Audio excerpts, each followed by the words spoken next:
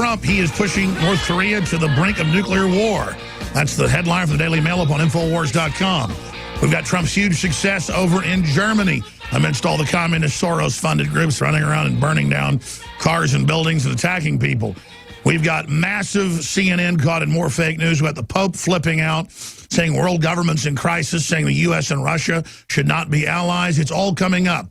But first, a very important report from John Bound as the fake media tries to protect voter fraud. White House aide, the fake news complex is collapsing. Sebastian Gorka lays it all out. Trump tweeted, "I'm extremely pleased to see that CNN has finally been exposed as fake news and garbage journalism. It's about time." Maybe fake news isn't the right term, but fraud news or criminal news.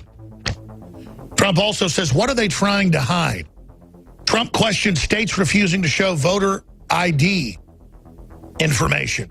You know why? Because Harvard this year has already done a study where they sampled 10,000 people randomly from voter rolls, and they found a percentage that if you compared it to the general election and voting rolls, it would be 5.7 million illegals that voted, not to mention people voting in the names of dead people. It's a well-known Democratic Party operation for 100 years or more to keep the newspapers, to see who's died, to then go check the voter roll and then give those names. Normally about 10 people, 10 dead people are given to each person that votes illegally, and they go around the different precincts, and that's what they do. The average is 10 times. We have Democrats on video in New York and D.C. and other areas, top-level Democrats saying, we're organizing the biggest fraud ever, F Trump. Oh, like minority neighborhoods, like black neighborhoods and Hispanic neighborhoods? And Chinese, too. Oh. Why do they do that? Just to get, like, more votes for Democrats, or? Almost themselves. They're all running for office. Oh, yeah, for, like, their candidates, for when they're... For the assembly, for whatever. They get buses, they move people around. And they almost stole the election. 5 states were stolen. They almost stole 6 others. Homeland Security under Obama was trying to break into the computers, but the state officials stopped it. Obama's answer was to say, I signed an executive order federalizing the elections. And now Trump is trying to defederalize it, but all he said was, hey, states, share with me the voter ID rolls, and then we want to index this just with people that are dead and people that aren't citizens. We can run it right through the computer. And they said, no way. 20 states that are still Democrat-controlled, all of them Democrat, said, no way, Jose. Now, I thought no illegals voted. I thought no dead people voted. And now more and more is coming out, even the Associated Press of Homeland Security trying to break into the computers on election night. I mean, what do you think's going on when CNN was sampling 36 points in some of their polls against Trump? They were adding 36 percentage points in and admitting it in their methodology. Of course, Hillary was winning by 67% when you add 30-something% more on top of it. Because the real polls, the internal polls, the scientific polls, the big Google data polls, some of which were in the news, others of which I talked to high-level executives and high-level people in Congress and high-level folks in the CIA, Trump was 20 points ahead when he came out of that Republican convention. On election day, in an index of internal polls, he was 14 points ahead of Hillary. 14 points. Remember, I told you all this during the election. They had thousands of articles. Lying Alex Jones says Trump's really 15 points ahead, 20 points ahead. But what happened on election day? He had such a mega landslide that despite all the fraud and everything they threw, he still won by the Electoral College. And that's why I root for Trump so much. He is totally for real. They're absolutely out to get him. This is history we're all witnessing. I am very, very proud of the fact that I've never worked for any government agency, never worked for a think tank, never worked for a large corporation. I have engineered InfoWars the last 22 years simply by trying to tell the truth, doing research, and working with the audience. And we now reach conservatively more than 45 million people a week that either tune in or watch the show. That's not counting readers and other folks that might just get partial pieces of what we're doing. But actual people tuning in to this radio/TV transmission, 45 million a week conservatively, one way or another. And there are now scores of other independent journalists out there, like Mike Cernovich and Paul Joseph Watson and Gavin McInnes and others, that individually are conservatively reaching 15 million people a week each. Just yesterday, I went and counted up on Watson's 4 or 5 channels how many views he's had in the week. He's been partially on vacation this week. 16 million views. I went and counted up Cernovich's views, and it was over 11 million. That was on Saturday. I went and looked at what McGinnis was up to, and it was in the tens of millions. And that's just, again, if you look at a few of the channels, you have to add it all together in the aggregate. You have to go look at Watson's Facebook that has about 5 times the views of just one of his YouTube channels. And I don't say that up front to brag. I say it so the listeners understand we are the largest minority. The world is balkanized. The world is lots of different niche groups. Over 10,000 denominations of Protestantism. You've got hundreds of sects of Islam. 80% of it's Sunni. You've got all the different liberal splinter groups. You've got all the different 50-plus sexual persuasions. The world is balkanized. It's atomized by country, by population. And in a way, that's our strength, because one tyranny or one system can't take over. It's true diversity. It's true richness. But if you pull back, CNN's average show has about 100,000 viewers. Their top shows have about 500 to 600,000. And it's dropping and dropping and dropping and dropping. But getting back to the first thing I said, it's an illusion that mainstream media is even on its last legs. It knows that it's collapsed. It knows it's already totally compromised and totally discredited. It knows it's universally reviled, except by a very small group of mindless trendies who are complete losers and followers and don't know how to tie their shoelaces or wipe their hind ends without help, literally. I don't say that with pleasure. It's very sad how stupid they are. But the reason I make the point that I'm very proud of the fact that we organically grew and never had big corporate funding, never had establishment support, because that's really the brass ring everybody's looking for, especially in the year 2017, now more than halfway into the year, on this Sunday, the 9th day of July, 2017. Now, that said, the reason I raise that point is that because we are organic, we're honest. Take the term information war, info war. That's now what Hillary uses. It's what the Pentagon uses. It's what is discussed all over the media for the last few years. It's been the big buzzword. And why is it the big buzzword? Because they've been engaged, the criminal interests that have hijacked our country and much of the world, in information warfare against us.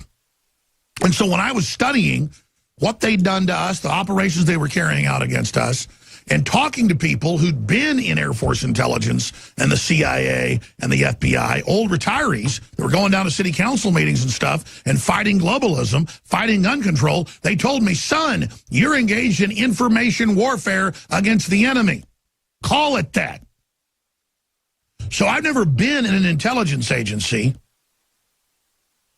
but basically what we've done with InfoWars is bring back what America was with a 2.0 spin on it to resist the globalist. And now I can chronicle where we've been first on almost every major story because we are actually doing the real research and not even following what mainstream media puts out or their talking points.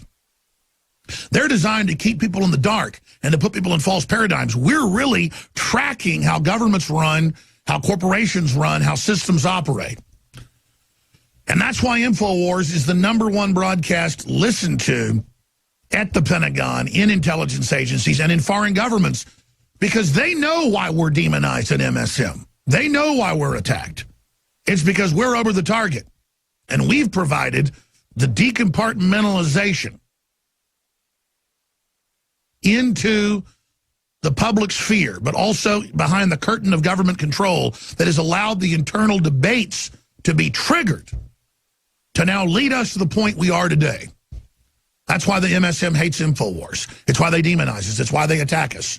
Because they know that you did get Trump elected. Alex Jones didn't get Trump elected. InfoWars doesn't get the credit. You, the audience that are informed and involved and symbiotically giving us info, you give us info, we give you info. We are the rebirth of Americana. We are the true melting pot. We are the true diversity. We are the true empowerment. We are the true renaissance that made America the apple of the world's eye. Not because we were perfect, but we were the best that had yet been achieved. And the globalists, the royalty, the robber barons, the monopoly men, they couldn't compete with that, so they've been trying to take it over and use that engine of success to dominate the globe while blaming free market for the crimes they've committed. But all of that is now being reversed, not in some overnight success story as it appears to be, but through long, laborious labor and action against the dominant corporate media 60, 70 years ago. But they're not dominant anymore, are they? And so understand, we are living in a magical, amazing, very positive time, but also extremely dangerous because the enemy is very, very scared and very, very desperate. Let me give you an example. 5 years ago, we had Tosh Plumlee, admitted CIA contractor, famous operative. We had Colonel Tony Schaefer on. We had a bunch of other guests on. And then 3 years later, Cy Hirsch came on the show and said, good job with your reporting. It's been dead on. Here's the evidence that our military, now 5.5 years ago, said, no, Obama, we're not going to back al-Qaeda taking over Syria. We're not going to back the Arab Spring anymore. This is a setup with big foundations to turn radical Muslims loose and overthrow secular governments and kill Christians and non-radical Muslims. And our own military told Obama no. And for 5 years, there's been a stalemate where our military worked with Russia to take out the al-Qaeda, now ISIS threat. It's almost gone. Only a few pockets left. And I told you then a deal had been made with Assad to step down and have elections once we forced al-Qaeda and ISIS out. Now, we are about to reach that point. And you saw Rex Tillerson on Friday in his press conference say agreements had been made. He didn't allude to the specifics, but that Assad would then prepare for elections and to leave next. And that they'd had those meetings with Russia, and that Russia agreed we needed ceasefires and to move towards that. I told you 5 years ago, super secret, classified information that I was allowed to give you. I'm not under intelligence agencies' control. People know I'm Americana. I tell the truth. I really love the country. I really am fighting for prosperity and freedom and security and good decisions. And so the very patriots in the government told you and you alone about the soft coup against Obama and about the deals that were made. And now you see on Friday exactly what I told you, certified and confirmed 5 years later. That's why they hate us. That's why they make up all these lies about what we say and what we do, because they're desperate you not tune in and actually find out what's really going on months, years beforehand. We're going to break down giant news on the other side. It is very, very refreshing to every few months see new activists, journalists really arriving on the scene, many of which have already been laboring in obscurity for years, and just exploding in popularity with the general public, because that means our culture war of Americana, of free market, of common sense is returning, and it shows in the marketplace of ideas we're really winning. Mike Cernovich will be joining us for 30 minutes at the start of the next hour. The Council on Foreign Relations is writing big articles against him, basically calling for him to be shut down. Leo Zagami, another investigative journalist of over 15 years' work, who first exposed the gay orgies at the Vatican bust, Days and days before mainstream media picked it up, he also exposed the fact that the Pope's right-hand man was a procurer of young boys for sex slavery. He said that on my broadcast 5 years ago and again last year. Well, Leo Zagami from Rome will be joining us in the last 30 minutes of the next hour. So the second hour is going to be jam-packed today. Because of that, we're not taking any calls, but I will be taking a lot of calls like I did last week. This week, 11 a.m. to 3 p.m. with the weekday 4-hour transmission. And again, next month, we're going to launch David Knight in the morning for 3 hours. That'll be announced the next week or so, the name of the show and more details. Then we're going to be launching broadcasts with Mike Cernovich, Roger Stone, and many, many others. We've got so many people wanting to join and wanting to launch radio shows / TV that I have got my hands full. I'm not complaining, but we are right now trying to hire extra crew, get more people trained.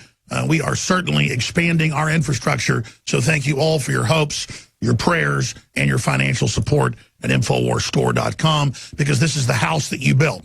Okay. Let me break down the news that's coming up.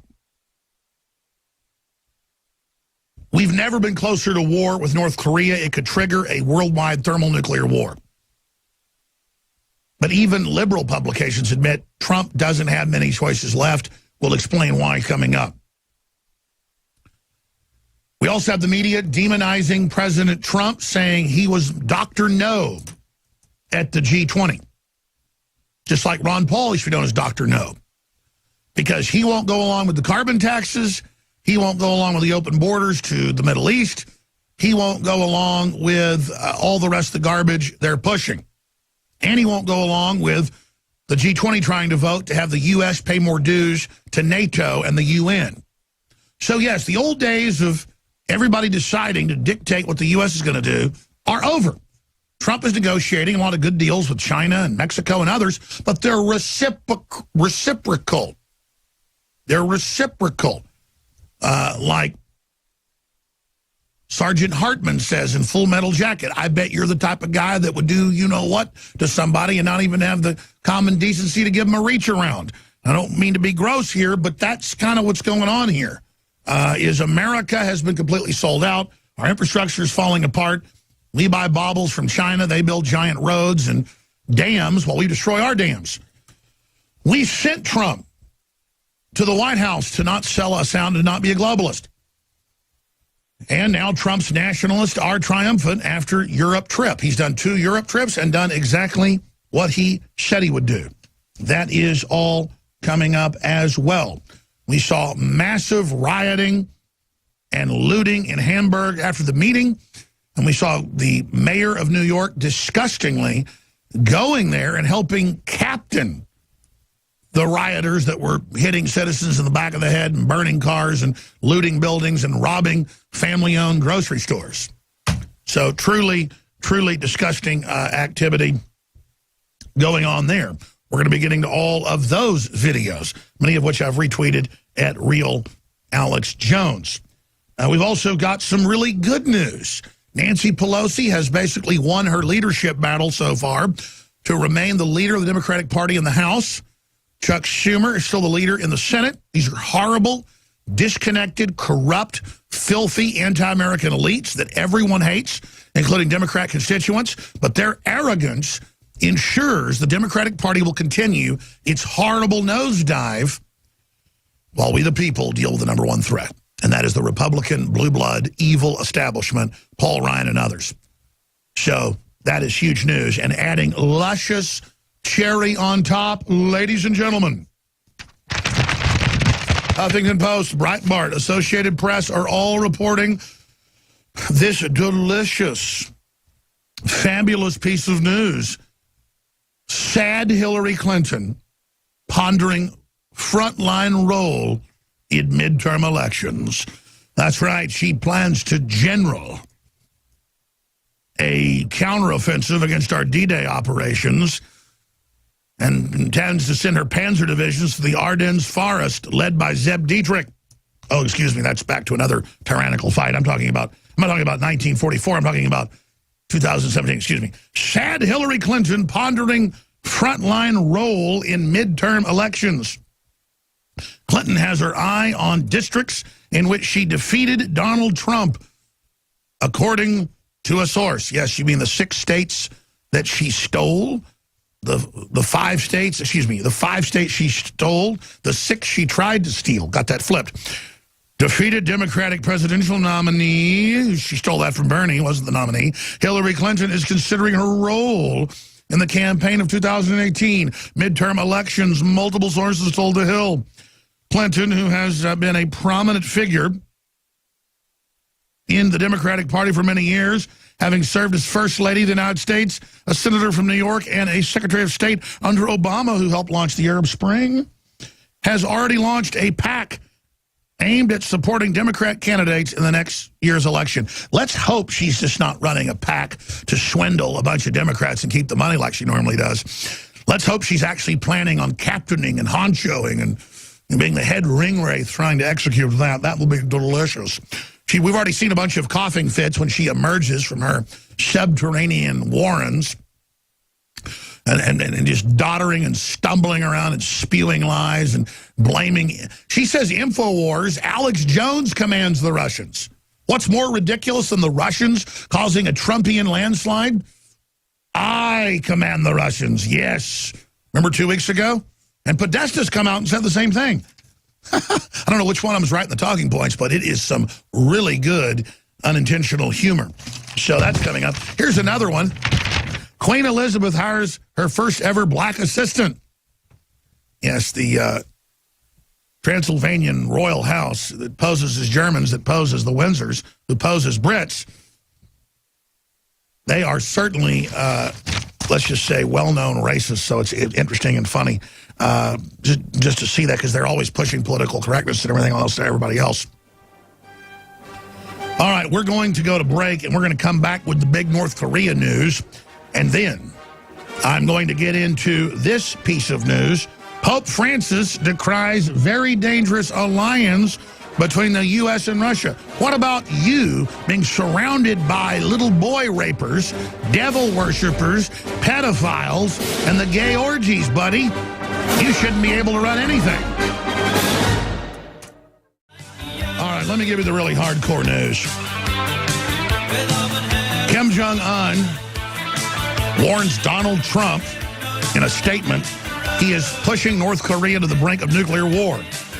This statement came after he said the day before that the ICBM that they fired successfully was a test package for a gift they want to give the United States, which is mass death and total destruction. They're also, quote, threatening to, quote, kill everyone in South Korea and kill everyone in Japan.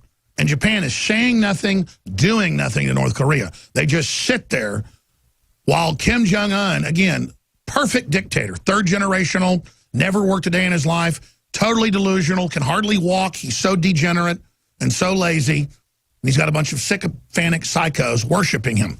And that's the problem. I've talked to the experts that have been inside North Korea, the journalists, experts from the White House, a wide range of people. And they say Kim Jong-un, his father, Kim Jong-il, was partially under Chinese control. Under Kim Jong-un, it's way worse. China has no control. Last week, he threatened to attack China if they didn't stop sanctions against him. So he is completely delusional, completely out of his mind.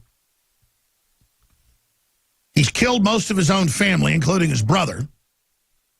And it's just the classical Caligula, spoiled brat in power mode. And he's got nuclear weapons, thanks to Bill Clinton. That's even in mainstream news. You can thank Bill Clinton and Hillary for transferring the missile secrets and the fissile material via the reactors and the fissile material to North Korea. So a lot of the media is trying to blame Trump for this.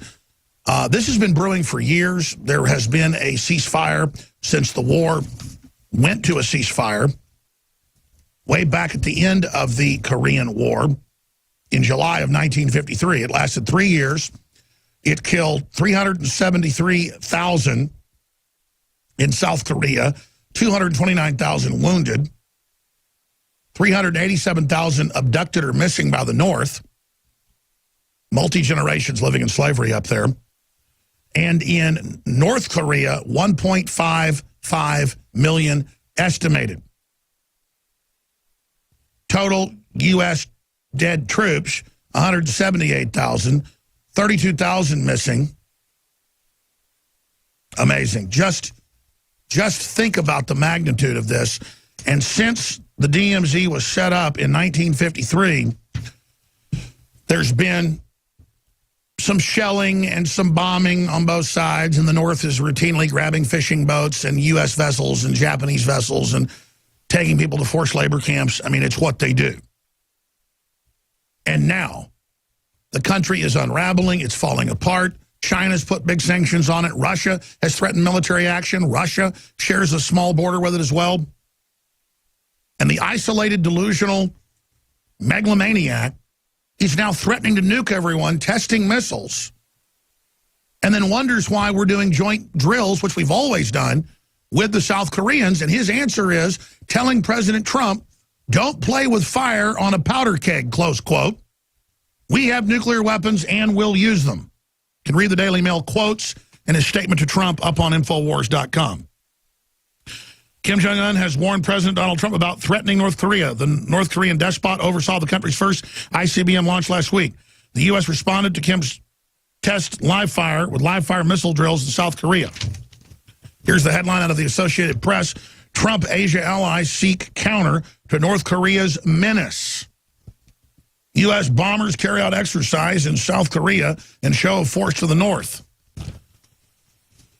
Do we wait till he loads a nuclear device on top of one of these missiles? Do we wait till he actually does it? Because Trump a month ago said, oh, North Korean leader's a smart cookie. Maybe he'll work with us and stop firing these missiles. Maybe we can get the sanctions off. Maybe he'll give up his nuclear program. Their response was to start shooting more missiles off and threatening to use artillery on South Korea's capital city of, 8 million people, Seoul. So he's got the gun aimed at the world. He's threatening everybody. And as his weapons get more advanced, as his missiles get more advanced, we're just sitting here while he threatens us, doing nothing. And Trump's saying our patience is running out, and his answer is to get more belligerent. He's the one. He's the problem. Another communist dirtbag, just like Cuba, just like Venezuela, with the left blaming Trump. Well, even communist China is now against North Korea. Even Russia's against North Korea. And Trump has got Putin more and more coming in against North Korea, and China doing it as well, in a stroke of diplomatic mastery. And now we have the Pope hooked in with the EU, with the globalist, saying it makes him nauseous. That's a close quote this year in a major Catholic paper, to hear about Europe's roots and not letting more Muslims in. This globalist Pope firing all the conservatives, pushing sexual education on children. And now he says we have a distorted vision of the world because we're, quote, working with Russia, and it's a dangerous alliance. That's coming up at the start of the next segment. Then we'll look at the Catholic Church hijacked by this globalist and who it's really made an alliance with. Muslim immigrants must not assimilate, says progressive ally Linda Sarsour. That's a new quote. She was at a Hamas meeting last week and said, Donald Trump has her saying launch a jihad. Why hasn't she been deported? Why was she given $200+ million by George Soros? Why does she lead America's women's movement as a sick joke, with USA Today having her put rags on women as a, quote, act of solidarity for feminists?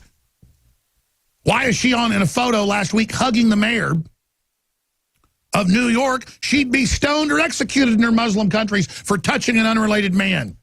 But they come here to the lap of freedom, and then they piss all over it and complain and say, we're anti-Islam. No, lady, I can't move to your Muslim countries as a Christian. I'll be killed.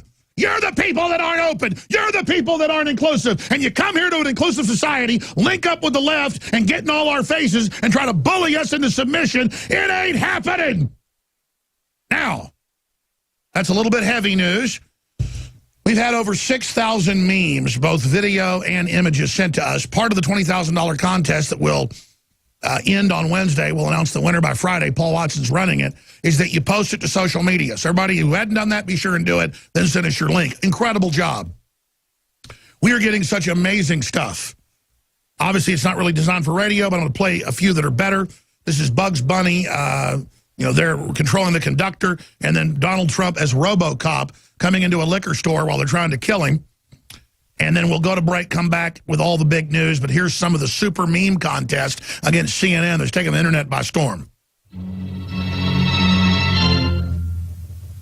It's Trump's head on Bugs Bunny. Remember when he's got the conductors? Who's CNN? Which shows he's playing them like a fiddle. You did not build your business. Obamacare is free. Your children do not belong to you. Train your guns. Elvis are bad. ISIS is good. Airspring is good. We love you. Just submit to us. Do what the Pope says. But he's not raping children. Yeah, his #2 guy running giant child kidnapping rings. All confirmed. No big deal, though. Just everything we said proven right. We have the guest who exposed it all coming up next hour.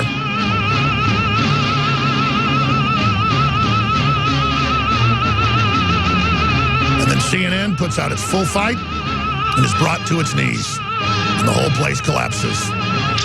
You know what? Let's go out to break with RoboCop. We have just enough time. Let's play RoboCop. Here he comes into the liquor store. The guy shoots at him. CNN fires all their lies. I'm not going to give you a question. You are fake news. I'm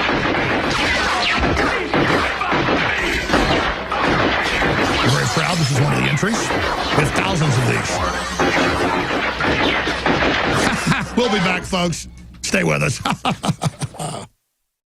So the North Korea situation is basically rotting on the vine.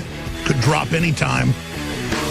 And we're going to have to be resolute if North Korea starts loading a nuclear weapon on top of one of those missiles or keeps threatening to nuke everybody. But it shows the projection of a mentally ill, psychopathic narcissist like Kim Jong-un, that he's the one threatening to vaporize the U.S., annihilate Japan, completely destroy South Korea. He's already enslaved and starved millions of his own people. That he's making all these threats and then wondering why U.S. forces and Chinese forces and Russian forces are all massing on his borders. Because you're getting ready to get taken out, bro. I've talked to people at CENTCOM. I've talked to people at Special Forces, Special Operations Command, all of it. The word is that the finger is on the trigger on North Korea.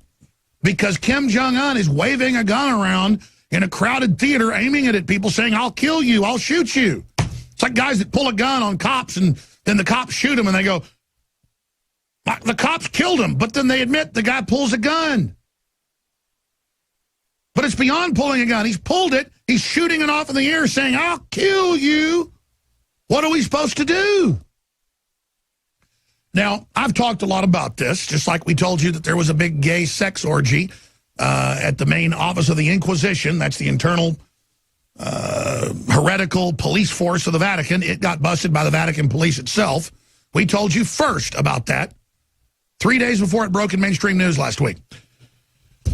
We also told you from all our sources that Trump didn't meet with any Russians until he was president-elect, which is totally normal. And we told you Trump was meeting with the Russians to get dirt on Hillary and the $30+ million that her and Podesta got for the uranium. Everything Hillary did, they blamed Trump with. As you now see, well, the New York Times has it, Trump Jr. met with Russian lawyer to get dirt on Hillary. That is now in the New York Times. You can go back to our articles where we explain that's why they met. And that's why the Democrats are so scared. As Trump gets into office fully, now 6.5 months in, and as he gets his people in place, he gets his Justice Department in place, they've been fighting to keep that happening. It's taken Trump the longest of any president because they've been blocking him because they know. Now, the media is trying to spin it. Oh, see, proof of collusion. No, not during the election. After the election, yes, give us proof, give us evidence of the crimes. But they're trying to spin that like, oh, see, the Russians did help you. Amazing, ladies and gentlemen. Totally amazing. And then the FBI director had to admit Trump never ordered him to stop the investigation.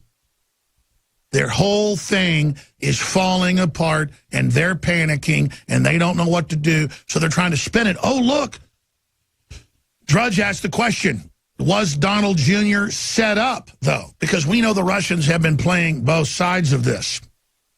President Trump's eldest son, Donald Trump Jr.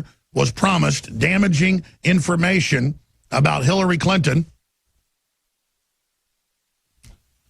President Trump's eldest son, Donald Trump Jr., was promised damaging information about Hillary Clinton before agreeing to meet with Kremlin-connected Russian lawyer during the 2016 campaign, according to 3 advisors to the White House briefed on the meeting and 2 others who acknowledged it. The meeting was attended by the campaign chairman, Paul J. Manafort, and his son-in-law, Jared Kushner. Mr. Manafort and Mr. Kushner only recently disclosed the meeting. No, Roger Stone talked about it here 3 months ago. Though not in content in confidential government documents described in the New York Times. The Times reports the existence of a meeting on Saturday, but in subsequent interviews, the interviews and others revealed the motivation behind it. The meeting at Trump Tower on June 9, 2016, 2 weeks after Donald J. Trump clinched the Republican nomination. And then you have Trump and his people later after he is president-elect also meeting, wanting more of the dirt. So this is how they're trying to spin a meeting after he got the nomination and after he was president-elect, as if he was trying to get them to manipulate the election with hacking in computers or getting into machines. All that's a fraud. When you hear them say the Russians hacked the election, you read the CIA report from this year, it never says any electronic hacking. It says RT had anti-Hillary stories. So again, that's their spin. Trump's son met with a Russian lawyer after being promised damaging information on Clinton. Now this is breaking. We really should get Roger Stone on about it, see if he can pop in sometime in the next hour and those other guests are with us. Okay, let's continue now. Again, I already mentioned this good news, but I'm going to mention it one more time. Hillary Clinton's looking at leading the Democratic Party, along with Nancy Pelosi, and that whole gimmick where they claim it's about empowering women. Total chicanery, total dog and pony show. The Hill is reporting and others that the Democrats say Hillary will be the face of the 2018 bid of the Democrats to try to retake Congress. And good luck with that. The problem is they do have election fraud, and that's why Alaska is now the only state to submit the voter data to the Trump election panel that they have requested to simply be able to run the names versus names of illegals and people that are known to be dead. They've already gotten 10,000 names from the last election from Harvard, and running that statistical analysis and comparing it to other data rolls, it shows evidence of 5.7 million people who were illegal or dead who had their names used to vote. That's Harvard 2 weeks ago. We've already covered that ad nauseum, but it is simply incredible. Now, let me get to the Pope. This Pope is a Jesuit, a leftist, a globalist, who's firing all the conservative traditionalists. The Catholic Church at the top is unrecognizable from what its basic canons are in the Bible. It's simply put, incredible. You can type in, search it yourself. Pope Francis says talk of Europe's Christian roots makes him nauseous. Let in Muslims. We all worship the same God. Merge with Islam. Islam isn't compatible with Christianity. It never lets Christians operate in their countries unless it's small enclaves in Syria or Iran. And our government's trying to overthrow those, at least under Obama it was. So Pope Francis decries very dangerous alliance between U.S. and Russia. No, that's right. See, and I've told you, what's the new alliance? The U.S. and Russia, Christian countries, for free market against communist China, the EU, the Saudi Arabian Islamicists, and the Pope. That's the global axis of evil, collectivist combine that wants carbon taxes, global government. It's allied with Hollywood, the big banks. That's the big dominant force against Russia that said no to going under globalism and teaching 5-year-olds how to be trannies and everything else, and you know, exterminating the rest of their population with birth control. Russia is now more classically Christian than the Catholic Church has thought about in the last 100 years. It's Orthodox, of course. America's trying to come back with basic free market, basic non-self-destructiveness, and the Pope is panicking. The Pope is freaked out, and so the same Pope, the same EU, the same Saudi Arabia, all the same globalist interests are piled on trying to bring down the American recovery. Trump went right to Saudi Arabia and said, you cut it out or we're going to take you out. They've backed off. So the globalist alliance is starting to fall apart, and the mainstream media is falling apart. So their globalist alliance is on the skids. It's going over the edge. It's like a train over the side of a bridge. This is an amazing time to be alive.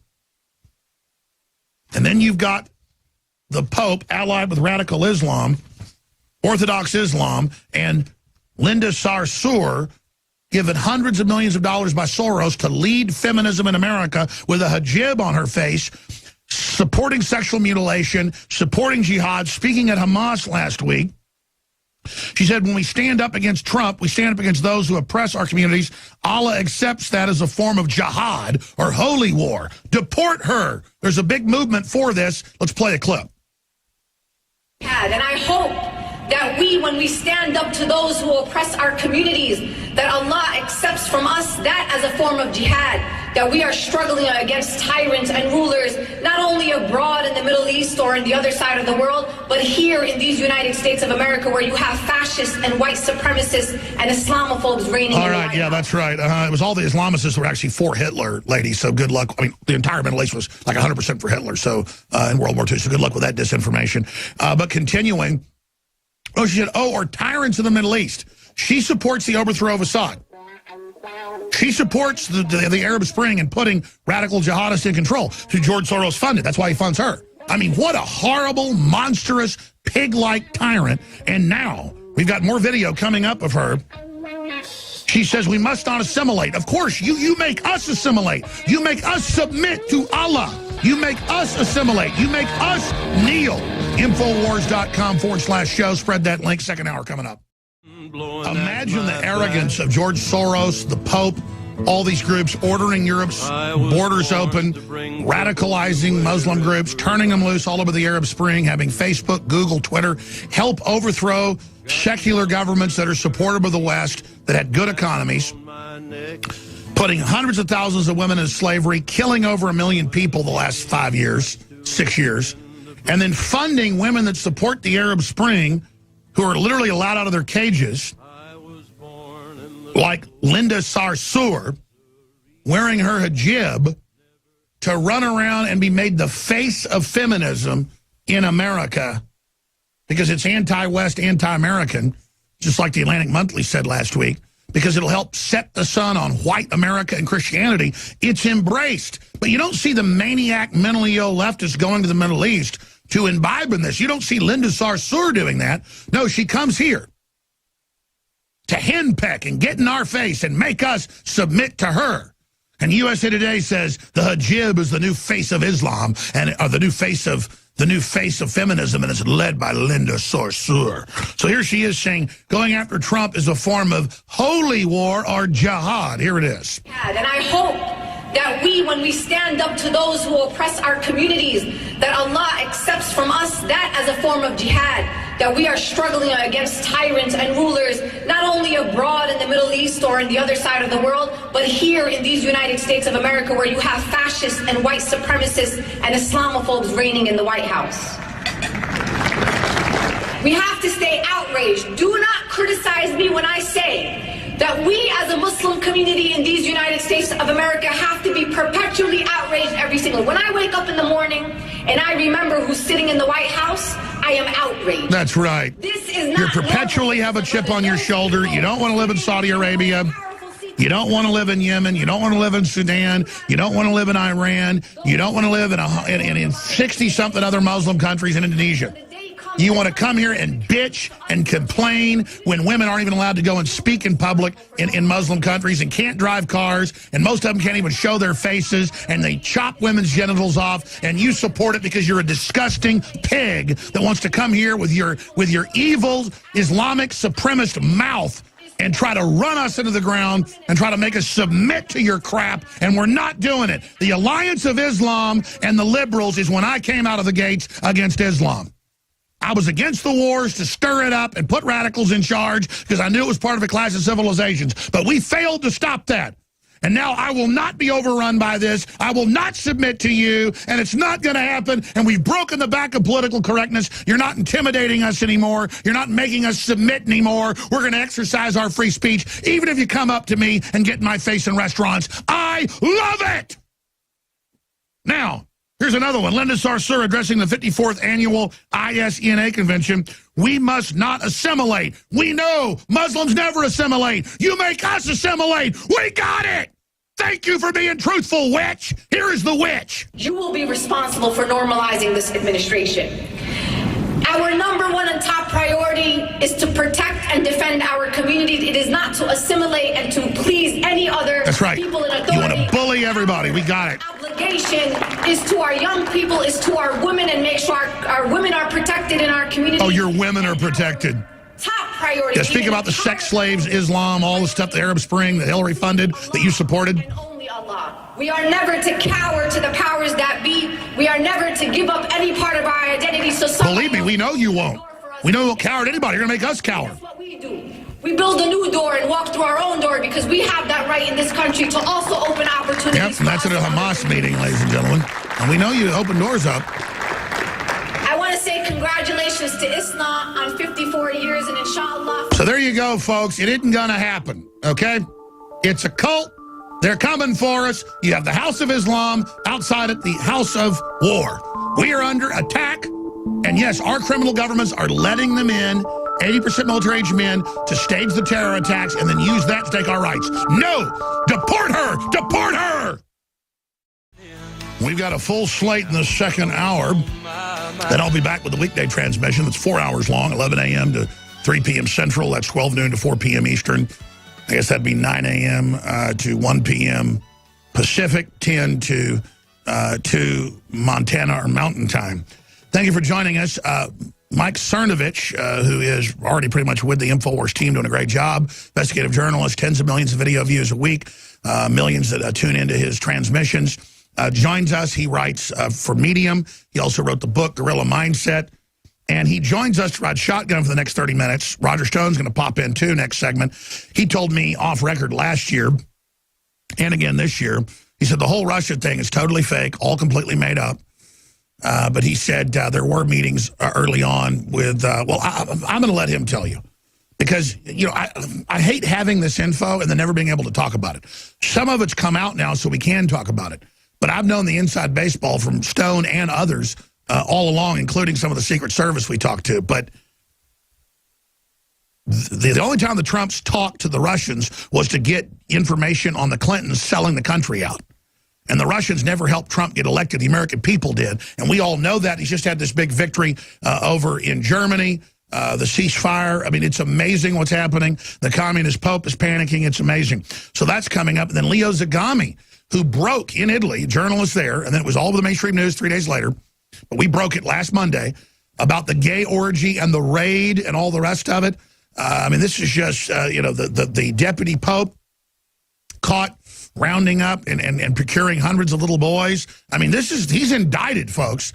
So you see, the pedophile gate's coming down, and it's all the fact that Trump has green-lighted and other Western intelligence agencies are going after him. So we'll cover that. We'll cover Linda Sarsour, Democratic Party Palestinian leader, funded by Soros, the Democrats, saying jihad, do not assimilate, make us submit to Islam, basically. I know Cernovich has been calling for her to be deported. Absolutely. She's not an American. She wants Sharia law. Let her go back to her lovely Middle East. Let her go back where she has to wear a full hood over her head and where women can't go to college. But she supports the Arab Spring. Yes, let's invade and take over non-radical countries that let women go to college where they don't have to wear beekeeper suits.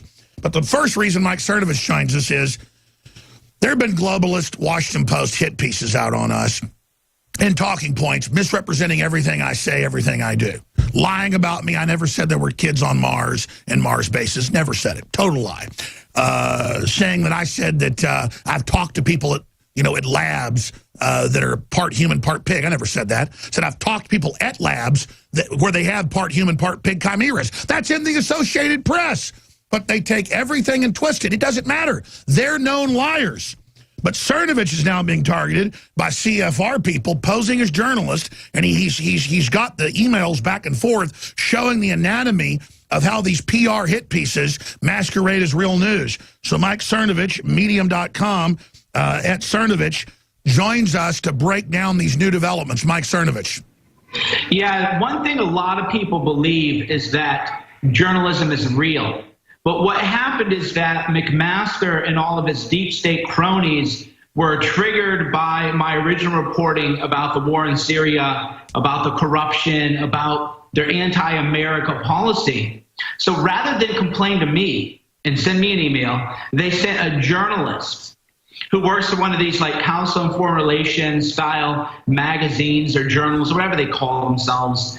And she is now, was trying to interrogate me. So I let her know what I thought about her. And by the way, that's when all hell broke loose, and you told me you had Google sources. You then gave me the documents a week later.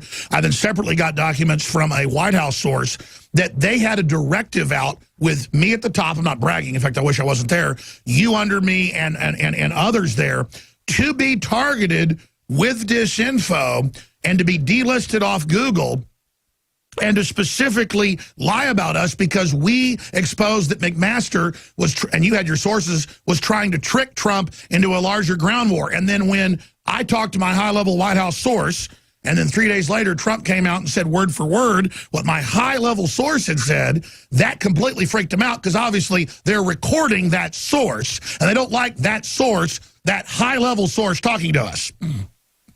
Yeah, that's exactly right. So this is what I told her. I go, what are you doing working as a public relations officer for these people? Why don't they come to me? Why are they coming through you? But this is going to be presented, this hit piece to the public, which, by the way, they keep bringing up Hillary's health. What idiots. Yeah, 60 Minutes did that with you, and Paley lost his job over that. You destroyed him so bad. Everybody knows she has horrible health problems. Exactly. I'm proud of that. I'm proud of that. They also bring up the pedophilia stuff, and I said, well, Anthony Weiner is a child pornographer when he's going to prison. Look at the Pope. His whole organization's getting caught with little kids. Jacob Schwartz, a high-level de Blasio staffer, a regular guest on CNN, friends with Bobby Mook. Lolita Express, Epstein, the Clintons. Yeah, so there's so many pedophiles, so they try to be... Clinton Foundation people caught smuggling hundreds of kids out, getting caught. Yeah, the hate. You can't swing a bat in the dark and not hit a big old pedophile devil worshiper when you get around these people.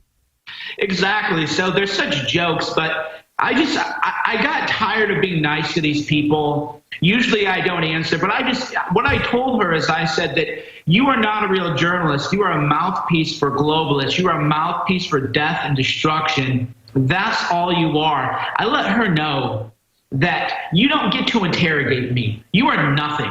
You are garbage. You are working for deep state and trying to murder people in the Middle East. You're trying to spread rape in Saudi Arabia, destroying the West. These people, I'm done being nice to them. They want to come at me confrontationally and act like reporters. They are nothing but the mouthpiece of devil worshippers, of pedophiles, of mass murderers, of the globalists. And they are. The globalists are very weak. And they believe that they kidnap children, torture them, do bad things to make themselves stronger. It's like in episode 3 of Star Wars. And again, I'm not saying that's real, folks. I'm saying it's an allegory. The writers in Hollywood are telling you. Lucas said that movie is about D.C. and what D.C. is really like. Lucas gave an interview to Variety at Cannes, 10 years ago or whatever, when episode 3 came out. It's one of the only, good new films. And in it, Good New Star Wars, he says, Palpatine says, you're not really evil yet. Darth Vader doesn't have like yellow eyes yet. He goes, go to the Jedi Center and kill hundreds of children. Then you'll be strong in the dark side. And he doesn't become Darth Vader till he goes and kills hundreds of children. And so that's what they're saying. They do these horrible things to destroy any humanity they had and to let these dark forces come in and possess them. Now, whether you believe that or not, these are rites of passage. Just like gang members say, go mug an old lady. The rite of passage is to first kidnap and rape children and then later kill them, just like that top banker just came out in Europe and said. Yeah, this is who we're dealing with. This is what we're up against. And who goes to journalism school then to become nothing but a spokesperson for pedophiles? What is wrong with them? Are they sociopaths or are they just trying to get a paycheck? I don't really know, but it is disturbing to know that most of what you read was put there by a pedophile, and that reporters aren't doing real journalism. All they are serving as PR agents for the globalist pedophiles. And I love how you don't even give them any, who their names are, who they are. They may not even know who they're working for. But most people in the system now know we're right. They now know the truth. They're just scared to speak out. That's why we're secretly, as you said, so much more popular. And the reason I mention that is I had a guy, actually two guys, come over and off and on confront me at a steakhouse with my wife Friday night. And they would laugh at me and say, everyone hates you, you're a failure, to make me feel like a failure. And I said, you're doing that to make me feel like a failure. I said, I love this. I was actually tired, and my wife was mad at me because I wasn't talking because I was exhausted, and now I have all this energy. Thank you for making my night better. This adrenaline rush, I'll be able to watch a movie when I get home now that she wants me to watch. And he couldn't believe it. He said, oh, no, shake my hand. I said, no, I'm not going to shake your hand, coward. I don't live in peer pressure like you do. I mean, don't they understand we're dominating? Don't they understand they're the weak-minded people that want to be with the failing system?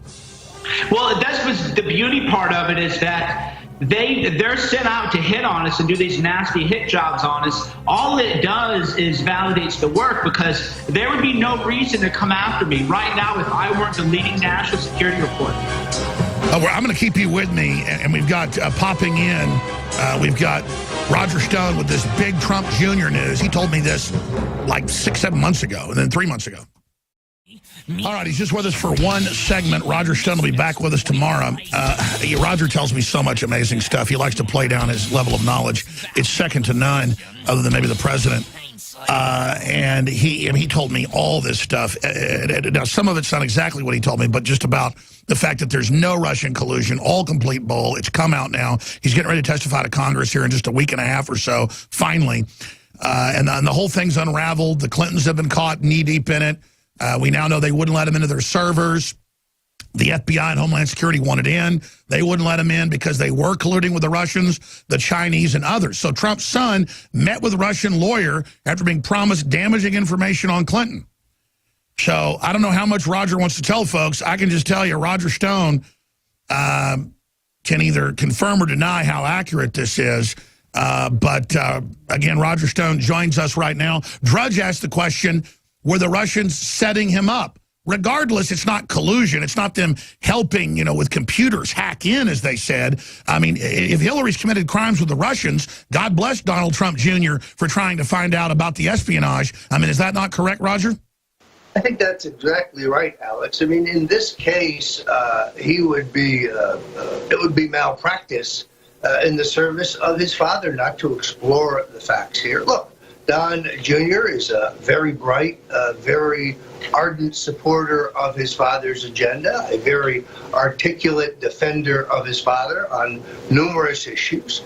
He sees through the fake news and tweets about it often. He is a patriot like we are. I'm a big fan of Don Jr., and he has the greatest hair since Eddie on the Munsters, I think. But, I mean, the guy's he's got the most perfect hair I've ever seen. In any event, I said here on InfoWars a couple days ago that there would be a new focus on the Trump children. That means that the NSA and their allies in the mainstream media who have been attempting to find some Russian collusion. We now know the story in a nutshell. A woman lawyer approaches the Trump organization, or the Trumps, saying that she has damaging information. A subcommittee of others in the campaign are assigned to meet with her. They conclude she has nothing, and there is no story. How does this constitute collusion?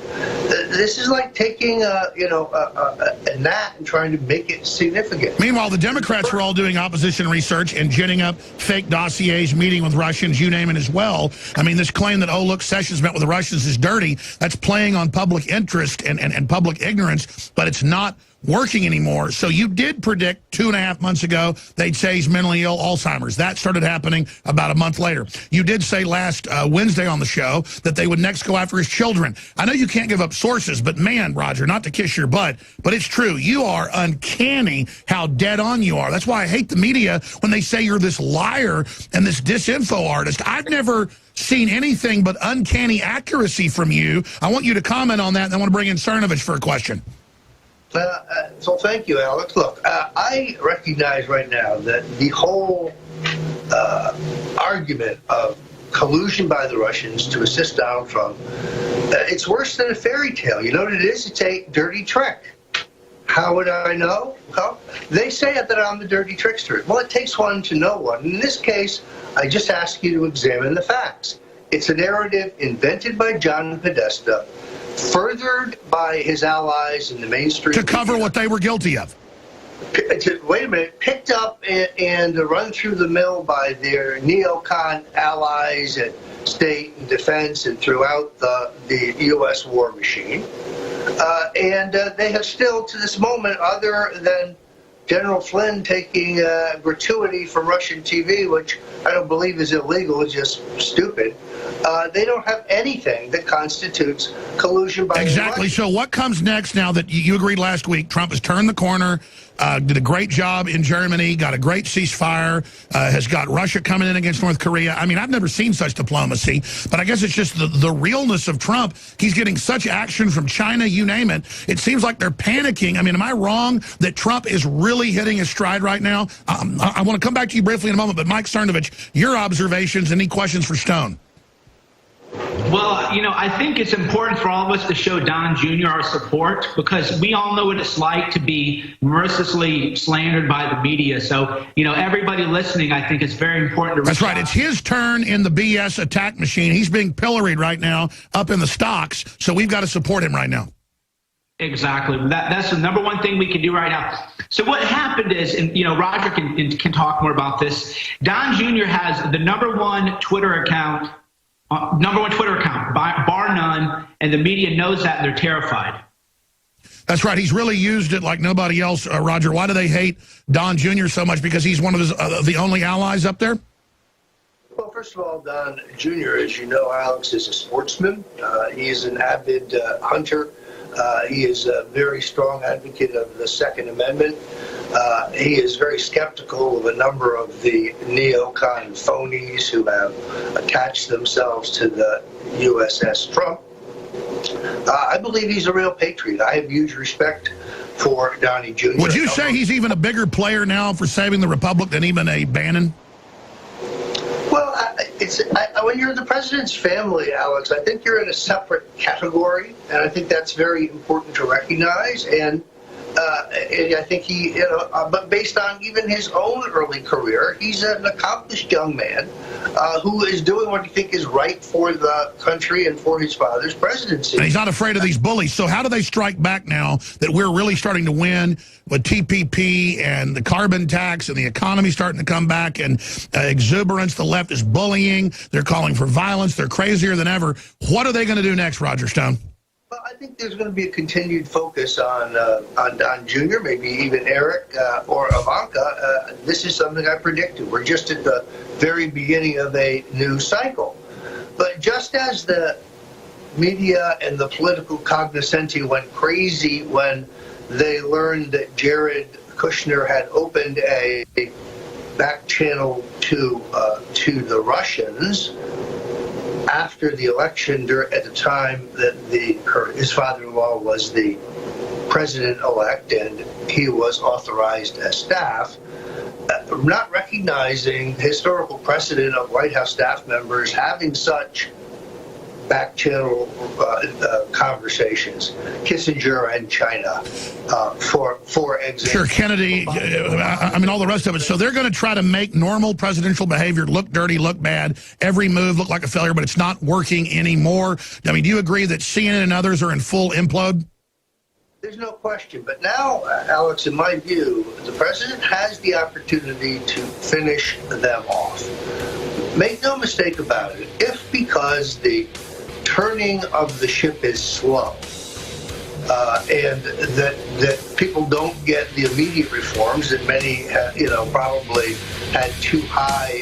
Sure. But he's delivering. StoneColdTruth.com. We'll talk to you tomorrow. Thank you. More with Cernovich and Leo Zagami from Rome with big breaking news straight ahead on the Pope pedophile. Paul Watson, Infowars.com editor, just tweeted out a story that I've got to cover tomorrow. We don't have time right now with big breaking Vatican news from the whistleblower investigative journalist who has been jailed, arrested, harassed, written, I don't know, 5 or 6 best-selling books. Just everything he said's come true. Leo Zagami joining us, writing Shotgun, investigative journalist Mike Cernovich. But look at this disinfo. An eclectic and international mix of demonstrators peacefully flooded the streets of Hamburg as G20 wraps up. I mean, this is like the most unintentional comedy. CNN is so fake in real time. I mean, we've got videos, hours of it, of 100,000 plus people burning police cars, burning buildings, burning shops, looting, beating people over the head with clubs. And look at CNN. But what's crazy is CNN and the Washington Post are the fakest news out there. If you're a TV viewer, this is just incredible. Look at even other mainstream won't stoop that low. Now, look at CNN right next to this, right next to Bloomberg. Right next to Bloomberg, your TV viewer. Merkel defends decision to host G20 in Hamburg after rioting. After rioting. But CNN is saying it was the totally peaceful and loving. I mean, all Soros-funded, all violent. Boom. Germans angry over orgy of violence at Merkel pre-election G20. Reuters. Reuters is real. Look, Reuters. Reuters, orgy of violence. Orgy of violence. Water cannons and burned out cars. Violent riots continue in Hamburg after G20 summit. RT. So RT got it right. Bloomberg got it right. Reuters got it right. Infowars.com got it right. DrudgeReport.com got it right. Everybody else got it right. Breitbart.com got it right. Everybody else got it right. You got it right watching live feeds yourself. But CNN says it was all peaceful and loving. It's like they're trying to destroy themselves. Ladies and gentlemen, I'm going to play a clip in a moment of Leo Zagami on with us Monday. A week before, when no one had reported it, he broke it. Then it was in Italian news. Then it was in RT. Then it was here the next day. Nowhere else but InfoWars, forcing it out on Wednesday, the gay orgy, where it happened, who was involved. He's got more to break in a moment. But Mike Cernovich, riding shotgun. I have people asking me and my family, smart folks, they say it's like CNN's trying to destroy themselves. And I go, no, no, no. You ever been around a mentally ill person that's megalomaniacal or delusional? They think they're invincible. It's this, they are like the millennial generation on average, where they just are. They do not get it, man. They have no ratings. Everyone hates them. What is going on, Cernovich? They said no violence at the G20. It was totally loving. What planet are they on? Mike Cernovich. Let's take him up. Go ahead. Yeah, they're drunk with power. It's hubris. They believe, because nobody's ever pushed back against them or nobody's ever called them out. As we know, the New York Times and the Washington Post won't call out CNN for being fake news. They'll only go after you and me and nitpick every little thing we say or do. So they got used to it. What they're doing is a rational response to the way they've conducted themselves for decades. They got away with it for so long, they think, well, why not keep doing it? I agree. I want to invite you back up tomorrow, and I want to invite Leo Zagami on for like an hour soon so he can take calls because he's the expert. Let's play a clip of him last Monday, and again, the week before, he broke it like the day it happened. He forced it out, and I'm not trying to kiss his butt, but that's why independent journalists are so important now, like InfoWars, like Cernovich, like Zagami, leozagami.com, because it forces the MSM to cover it. Let's go ahead and play that clip of Zagami breaking the gay orgy news. Well, it's happening, and it's happening clearly in front of the whole world with George Pell, but it's also an internal conflict. A few days before George Pell got booted out of the Vatican, we had basically the police breaking inside the palace of the Holy Office, the ex-Inquisition, now known as the Congregation for the Matters of Faith, basically the headquarters of the most holy office in the Vatican. The police broke in and found a gay orgy, and they were using cocaine, and they basically had to arrest the secretary of a very prominent cardinal who himself was waging war against Cardinal Pell. So there is also an internal war here, and of course nobody wanted to show the face of this priest, but I wanted to show it to your viewers. It's called Monsignor Luigi Capozzi, and only very few media, I think only RT probably just mentioned the name of Capozzi's boss, this Cardinal. That's good. And he goes on to say It's all happening because Trump and other people have green-lighted going after him, record arrest. Leo Zagami, I know it's like 1 in the morning or later there in Rome time. Thank you for joining us. Please recap, since you were on a week ago, what's happened. I know you have some new developments as well. Thank you so much for joining us. Well, yes, we managed to break through into the traditional media with our scoop. I mean, they didn't want to tell the name of the people involved. They were kind of covering everything up with a little article that came out on an Italian newspaper at the end of June, but nobody was mentioning neither Luigi Capozzi, neither the Cardinal Coco Palmiero, who is behind Luigi Capozzi and the gay orgy. So now instead, 1 week later, finally, after the international media has really taken the story, after we broke it for everybody, Alex, because the story was completely new for everybody in the English world, and now in Italy they are finally saying, putting this whole situation in a different context by detailing the names of the people involved, and it's been an unseen scoop that I didn't see really coming, but once we got it going, they are really they're forcing themselves to say where Luigi Capozzi has ended, because he was in a monastery. You remember I told you he was sent in a monastery. Now apparently he's being sent, he's at the Policlinico Gemelli, which is actually the hospital where I was born, near the Vatican. And in the Policlinico Gemelli, he is going through a rehabilitation because he's a complete cocaine addict. So they had to take him off from the monastery and put him back into the hospital. So the head priest involved in all this is basically in drug rehab right now. Leo Zagami breaking this. And Leo, again, this is how they control people. What are the latest developments? Because that was a footnote when you were on. You were mainly talking about the Pope's deputy being indicted for rounding up and raping hundreds of boys and I guess procuring them. What's the latest on that? And then Mike Cernovich, jump in any time. Well, the latest on Pope Francis is even more interesting because he has given this exclusive interview to Eugenio Scalfari, who is this traditional fake news Italian founder of this big newspaper called La Repubblica.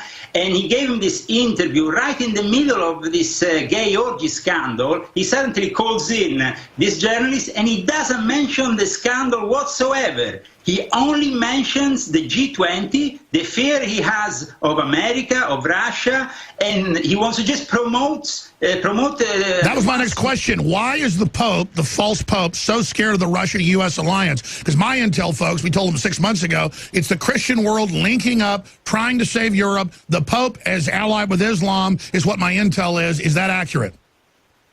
Absolutely, yes. In fact, I have mentioned this also in my latest book, Volume 3 of my Confessions. The fact that now Putin and Trump are starting to find finally common ground by meeting each other without intermediaries or without a phone, this is a great thing, and I think will lead to great things to come. In fact, out of the G20, nothing else came out. Apart from Trump and Putin and their deals, the rest was a complete failure. And even Macron was running for having the photo next to Trump. And of course, Putin was center stage, and Turkey is now siding more than ever with Putin, with Trump, against what are these failing mondialists, these liberals, these people like the Clinton Foundation that is closing down, and all these other people from the liberal media, and George Soros, of course. All right, Leo Zagami, stay there. One more second with you and Mike Cernovich. Riveting. I'm going to let Mike ask some of the questions. He always has great angles. When we come back with Leo Zagami, the investigative reporter, written 5-6 books about the Vatican, predicted that Pope Francis would be the next pope like 4 years before he was. Amazing. We'll be right back. I'm Alex Jones, Infowars.com. Trump says it's time to move forward in working constructively, this is quotes, with Russia. We negotiated a ceasefire in parts of Syria, which will save lives, and creating a joint cyber command to watch each other and make sure there's no hacking on either side, which would actually end the cyber war that's been going on for decades. So true Nobel Prize type behavior. Other stories up on Infowars.com. Kim Jong-un warns Donald Trump he's pushing North Korea to the brink of war while North Korea threatens war. And we have Trump versus fake news. Great CNN meme war goes viral. We posted another 20 or so of the most powerful memes that have come in the last day. It's over 6,000 that have come in.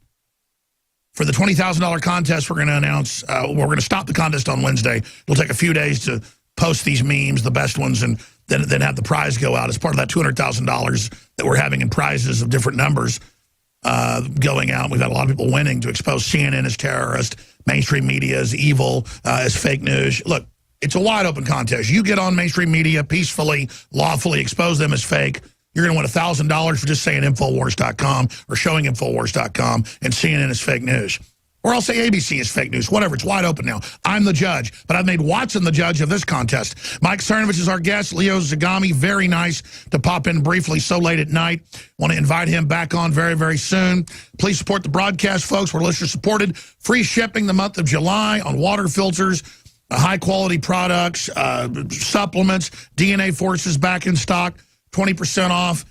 We've got great fungal systems like the Myco ZX that doesn't just go after the bad bacteria, but goes after the yeast, the mold, the fungus. That's back in stock after being sold out for almost 5 months. Infowarslive.com or 888-253-3139. And that's how we can finance this war against the globalists. Cernovich, I know you've got a few questions. You've been on target exposing the pedophile rings, but Zagami has really been on target. I'm sure you've got some questions for him. I mean, how big is it that the Pope's deputy Pope indicted for reportedly raping hundreds of children, trafficking in them, everything our intel had told us? Zagami says that it's Trump behind this. What do you make of that? What are your questions for Zagami? Yeah, I was wondering, at the Clinton Foundation, were they getting any children from Haiti? Is there perhaps a Clinton Global Initiative Haiti connection to these pedophile rings going on right now? There is, of course, connections with all the various ONGs, the various groups that, of course, portray themselves as the saviors every time, but they are just a network that is constructed of intelligence services and governments, and, of course, the pedophile elite take advantage of all this and uses it as its own network to take in more and more young children. And this happens every day, unfortunately. Yeah, I've heard that a lot of the NGOs are just a front for pedophile networks. In fact, there was a cable that was, leaked by WikiLeaks, which is that during the Haitian earthquake, a lot of so-called charity groups went down there, and they were actually these front groups of pedophiles. Well, of course, NGOs then, in particular the ones that are connected to the Clinton Foundation, are connected also to the Catholic world.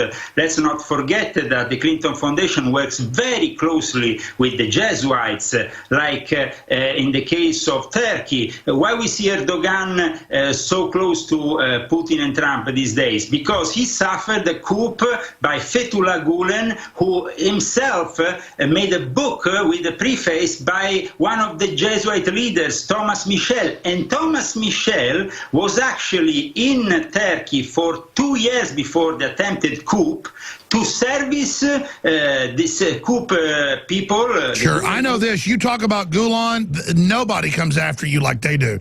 I mean, they are something else. They are something else for sure, but as you know, I know them for many, many years. Unfortunately, I was involved with them many years ago, so I have some inside intel on them, and I'm not afraid of them. But of course, I will not go back to Turkey knowing that they are around. Leo Zagami, amazing. I've been asking the question, so has Cernovich, but you're a real investigative journalist. I mean, I thought you were nuts when I first learned about you 10 years ago. It's all come true. I've read several of your books. Amazing. I've known you've been on target at least 3 years. What are other shoes about to drop? What's other news in Italy or other areas we don't know about? What other top Catholic cardinals are running pedophile rings from your research? Because now, at this point, they're all suspect. Most of them have been caught. We know it's a pedophile network. Well, the biggest news of the last couple of days has been this interview that Pope Francis gave to Scalfari, because he mentioned in this interview that he wants to destroy any national sovereignty in favor of a federal government, centralized government in Europe. And this is really getting people mad in Italy. So my friends from Scenari Economici, which is a very popular website, have started a poll until Tuesday asking what they think of Pope's involvement in politics, which is now outspoken and unprecedented. That's right. And if we have new listeners here, I'm not anti-Catholic. Catholic's done a lot of great things. And, of course, you're Catholic, a Christian Catholic, and you work to keep it Christian. But if you look at it, I mean, the Pope this year said it makes him sick to hear about Europe being Christian. He wants to bring in Muslims. He doesn't let them into the Vatican, but he wants everybody else to come and take over. It's totally insane. And then now he is covering up for pedophiles, firing all the conservatives that have been fighting it. As all this comes out, he says that Trump is bad. He says that Russia and the U.S. shouldn't work together. He says an EU army should take over countries. For those that don't know, the interviews all over the news. He says, again, that Trump is dangerous, Putin is dangerous. I mean, this guy is so evil. Who wouldn't want peace? So who really controls him, Leo Zagami? And then I want to get Cernovich's take on that, because it's such a big deal to have this guy go 100% against Catholic Christian doctrine. And then how long can he go? How far can he go? Because as you know, Italy voted months ago to not expand EU control. The EU wanted to put an EU army inside Italy. So as you said, Italy is waking up. The crazy thing is that Italian politicians in the last few days, even the left-wing politicians, says we can't take any more immigrants, any more refugees. So the Pope is going even against the people who have been always connected to him, like the left-wing politicians like the Renzi, the Gentiloni, the Prime Minister we have now. So, I mean, this has shocked everybody, the fact that the Pope has tweeted on the 8th of July, which is also a very particular date, because 4 years ago, in 2013, in July 2013, he went to Lampedusa, which is the closest island to Africa that Italy has, and he made this mass, which was basically the kickstart for the invasion, which is, of course, programmed together with George Soros and his ONG. And Soros pays for the boats that go 90 miles off, grab them. Exactly. This whole thing's greased to bring down Europe, to bring in uncompatible Muslims, to then take the free speech. And then, but finally, Bill Gates comes out, as you know, Thursday and says, okay, Europe's falling. Even Bill Gates, who's a big globalist, is saying, but it's not that he's against it. He says, Europe's so mad, you're about to lose full control. Even he's telling the globalists they need to back off. What do you make of that, Leo Zagami?